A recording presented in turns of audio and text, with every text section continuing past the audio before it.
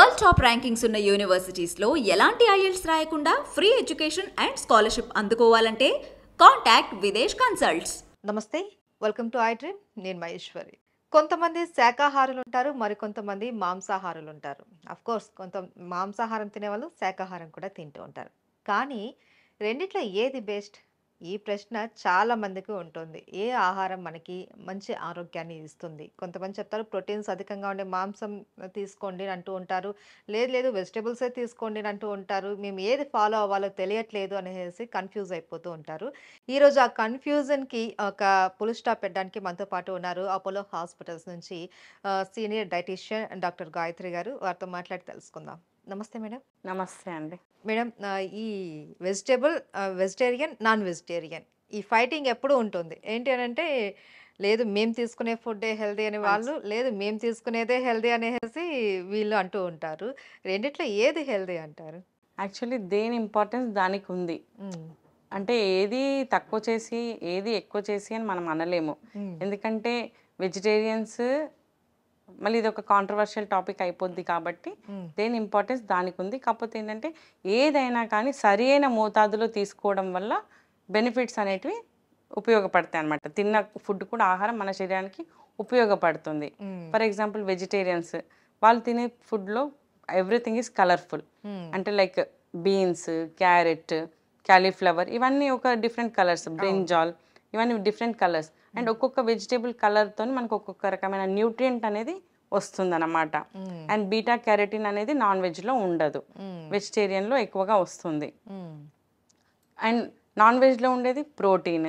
ఆ ప్రోటీన్ వల్ల ఏంటి, విటమిన్ B12 అనేది ఎక్కువగా వస్తుంది. ఆ డెఫిషియన్సీ వీళ్ళలో మనకు కనిపిస్తుంది. కాబట్టి ఏదైనా కానీ సరి అయిన మోతాదులో తీసుకోవడానికి ప్రయత్నించాలి.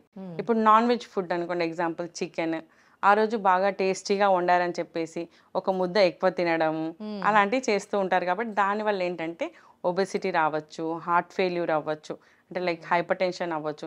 ఎందుకంటే దానికి టేస్ట్ ఎన్హాన్సింగ్ కోసమని ఉప్పు కానీ ఇవన్నీ ఎక్కువ యాడ్ చేస్తుంటారు, గరం మసాలా యూజ్ చేస్తూ ఉంటారు.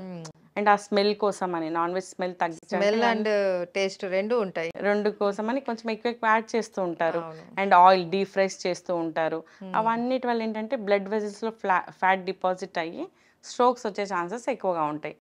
బ్రెయిన్ స్ట్రోక్ అవ్వచ్చు, హార్ట్ అటాక్స్ అవ్వచ్చు, రెండు ఏదైనా పాసిబిలిటీ ఛాన్సెస్ ఎక్కువ ఉన్నాయి. అండ్ వేరేస్ వెజిటేరియన్లో ఏంటంటే విటమిన్ B12 డెఫిషియన్సీ మనం చాలా ఎక్కువ ఫ్రీక్వెంట్గా చూస్తూ ఉంటాం. విటమిన్ B12 నాన్ వెజ్ ఫుడ్స్లో ఎక్కువ వస్తుంది, వీటిలో తక్కువ వస్తుంది. అండ్ లైక్ అందులో కూడా మొలకలు కానీ రాగులు కూడా మొలకలుగా చేసుకొని తినడము, పెసర్లు, నల్ల శనగలు ఇలాంటివన్నీ ఎక్కువ స్ప్రౌటెడ్ చేసుకొని తినడం వల్ల కొంత బెనిఫిట్ అవ్వచ్చు. ఎందుకంటే దాంట్లో అబ్జార్ప్షన్లో కూడా చాలా డిఫరెన్స్ ఉంటుంది అన్నమాట.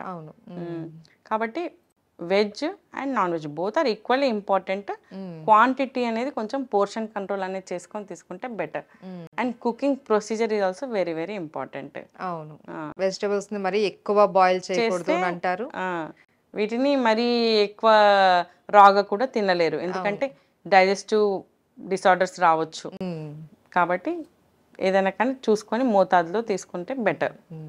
అయితే మేడం, వెజిటబుల్స్ విషయానికి వస్తే కొన్ని రకాల వెజిటబుల్స్ కొన్ని రకాల వ్యాధులకి వాడకూడదు అని అంటూ ఉంటారు. అంటే ఎలాంటి వాటికి ఎలాంటి వెజిటబుల్స్ వాడకూడదు అంటారు? లైక్ థైరాయిడ్ ఉన్న వాళ్ళు క్యాబేజ్ లాంటివి వాడద్దు అనేసి అంటూ ఉంటారు. ఎక్కువ పులుపు ఉన్నవి కూడా కొన్ని రకాల స్కిన్ డిసీజెస్కి వాడకూడదు అనేసి చెప్తూ ఉంటారు. అంటే ఎలాంటి వాటికి ఎలాంటి వెజిటబుల్స్ని మనం అవాయిడ్ చేయాలంటారు? ఓకే, ఈ టాపిక్లో అంటే మెయిన్గా అండి క్యాబేజ్ ఏదైతే అంటున్నారో అది ఎప్పుడైతే ఎక్కువ మోతాదులో తీసుకుంటారో అప్పుడు అవుతుంది.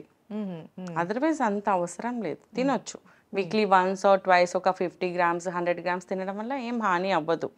అండ్ ఆ టాబ్లెట్ వేసుకోవడం అనేది ఎంటీ స్టమక్లో వేసుకున్నాక దాని వర్క్ అనేది ప్రాపర్గా చేస్తుంది. దెన్ ఇన్ ద మధ్యాహ్నం మీల్లో కానీ డిన్నర్లో కానీ తీసుకున్నప్పుడు అంత ఎఫెక్ట్ ఏమి ఉండదు.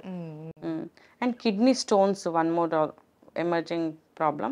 దానికి ఏంటంటే టొమాటో, క్యాబేజ్, కాలీఫ్లవర్ అండ్ పాలకూర ఇవేంటంటే కాల్షియం ఆక్సలేట్ రిచ్ ఫుడ్స్ అన్నమాట. వాటి వల్ల కిడ్నీ స్టోన్ అనేది ఫామ్ అయ్యే ఛాన్సెస్ ఉంటుంది. కాబట్టి అవి తీసుకోవచ్చు ఛాన్సెస్ ఉన్నప్పుడు మాత్రమే. అదర్వైజ్ రెగ్యులర్ నార్మల్ పీపుల్ వాళ్ళందరూ అన్ని తినొచ్చు, నో ప్రాబ్లం. అండ్ డయాబెటీస్ వాళ్ళకి వచ్చేసి మెయిన్గా ఈ కార్బోహైడ్రేట్ కంటెంట్ ఎక్కువగా ఉన్న ఫుడ్స్ తీసుకోకూడదు. అంటే కార్బోహైడ్రేట్ అంటే మెయిన్ షుగర్, రైస్.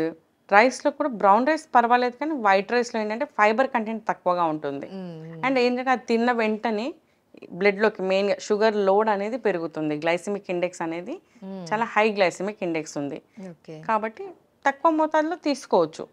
అంటే వెజిటేబుల్లోకి రైస్ లాగా తినొచ్చు, రైస్లోకి వెజిటేబుల్ లాగా తినకూడదు. రైస్ క్వాంటిటీ తగ్గించాలి. అండ్ ఈవెన్ షుగర్ కంటెంట్ అనేది కూడా చూసుకోవాలి. అండ్ ఫ్రూట్స్లో కూడా అరటిపండు, మామిడి పండు, సపోటా, సీతాఫలం, పనస పండు ఇలాంటివి తీసుకోకూడదు. పనసపండు కూడా తినకూడదు. ఎందుకంటే అది ఏంటంటే తిన్న వెంటనే షుగర్ని పెంచేస్తుంది అనమాట. అంటే గ్లైసిమిక్ ఇండెక్స్ హై ఉంటుంది. గ్లైసిమిక్ ఇండెక్స్ అనేది లో ఆర్ మోడరేట్, మీడియం ఉన్న మాత్రం ఫుడ్స్ తీసుకోవచ్చు. అంటే వీళ్ళు కంప్లీట్ అవాయిడ్ చేయాలా, లేకపోతే ఒక లెవెల్లో ఉన్నప్పుడు? అంటే కొంతమందికి చాలా ఇష్టమైన ఫ్రూట్స్ ఉంటాయి, ఇంకా సమ్మర్ అంటే మామిడి పళ్ళు ఉంటాయి, సో వాళ్ళు కంట్రోల్లో ఉండడం అన్నది కష్టం అవుతూ ఉంటది. సో వాళ్ళు లిమిట్ గా ఏమైనా తీసుకోవచ్చు, నో ప్రాబ్లం. కాకపోతే ఏంటంటే మ్యాంగో ఏదైతే ఉంటుందో విత్ స్కిన్ తినేలాంటి మ్యాంగో సెలెక్ట్ చేసుకోవాలి. అది కూడా 1 or 2 స్లైస్. దాని టేస్ట్ ఎలా ఉంటుందంటే 1 or 2 స్లైస్తో ఆగదు. కాబట్టి యాజ్ ఎ ప్రొఫెషనల్స్ మేము ఏంటంటే అవాయిడ్ చేయండి అని చెప్తాము. అవాయిడ్ చేయండి అంటే దీంట్లో కూడా సైకలాజికల్ పాయింట్ ఏంటంటే అవాయిడ్ చేయమంటే వాళ్ళు 1-2 తింటారు స్లైసెస్, తినండి అని అంటే full fruit and each meal లో తింటారు. That's the reason. అంతే. తిన్నప్పుడు రోజులో 1-2 స్లైసెస్ విత్ స్కిన్ ఉండేవి తినొచ్చు, no issue, no problem, that's not an issue. Non veg విషయానికి వస్తే కొంతమంది రెడ్ మీట్ చాలా మంచిది అని అంటారు, కొంతమంది రెడ్ మీట్ తీసుకోవడం వల్ల క్యాన్సర్ వస్తుంది అని అంటారు. ఈ కన్ఫ్యూజన్ ఏంటి? రెడ్ మీట్ యాక్చువల్లీ అవాయిడ్ చేయడం బెటర్. ఎందుకంటే దాంట్లో సాచురేటెడ్ ఫ్యాట్స్ అనేది ఎక్కువగా ఉంది. అండ్ ప్రోటీన్ కంటెంట్ కూడా కంపారిటివ్లీ చికెన్లో, ఫిష్లో వీటిలో omega-3 ఫ్యాటీ యాసిడ్ కూడా ఉంది. కాబట్టి ఇవి కొంతవరకు హార్ట్ ఫ్రెండ్లీ కూడా. రెడ్ మీట్ అనేది అవాయిడ్ చేయడమే బెస్ట్. నాన్ వెజ్ లో కర్డ్ అవి మిక్స్ చేయకూడదు అనేసి అంటూ ఉంటారు కదా? No, it's not like that. Curd add చేయొచ్చు. Curd is probiotic. ఇంకా ఇన్ఫాక్ట్ దాని న్యూట్రిషనల్ వాల్యూ ఎన్హాన్స్ అవుతుంది. It's good. డైజెషన్ ప్రాబ్లం పైన ఎక్కువ ప్రెషర్ పడదు. అంటే మనం చూస్తూ ఉంటాము కలిపి వండకూడదు, లేదంటే ఫిష్ తిన్నప్పుడు కర్డ్ తినకూడదు, ఇలా తింటే స్కిన్ డిసీజెస్ వస్తూ ఉంటాయి అనేసి అంటూ ఉంటారు. సో దానివల్ల పిల్లలకు కూడా పెట్టరు చాలా మంది. కానీ యాక్చువల్లీ అది ఫ్యాక్ట్, అది it's a myth. There is no fact for that. అంటే there are no review of literature, articles ఏమీ లేదు ఎగ్జాక్ట్లీ ఇది అని చెప్పడానికి. ఎందుకంటే ఫర్ ఎగ్జాంపుల్ మా ఇంట్లోనే ఇప్పుడు నేను తింటాను చికెన్, ఫిష్ అవి తిన్నాక కూడా నేను కర్డ్ తింటాను. బట్ వేరేస్ మా చిల్డ్రన్ కొందరికి ఏంటంటే తినగానే ర్యాష్ వస్తుంది. అది పర్సన్ టు పర్సన్ వేరియస్. కాబట్టి మ్యాండేటరీగా ఇది అని అన్నట్టుగా లేదు. తిన్న తర్వాత కొందరికి పడుతుంది, కొందరికి పడదు. అది వాళ్ళ డైజెస్టివ్ సిస్టమ్ని బట్టి when they identify they should stop. అంతే. సో పర్టికులర్ గా తినకూడదు అన్నది ఏం లేదు, అలా ఏం లేదు. పడకపోతే అవాయిడ్ చేయడం బెటర్. ఎందుకంటే digestive system is the major thing. అంతే, దాంట్లో విటమిన్స్, మినరల్స్ అన్ని అబ్జార్ప్షన్ అదంతా మళ్ళీ మనకు అంతా శరీరానికి యూటిలైజ్ అవ్వాలి అంటే దాన్ని కాపాడుకోవాలి. Right. Okay, thank you so much madam. నమస్తే.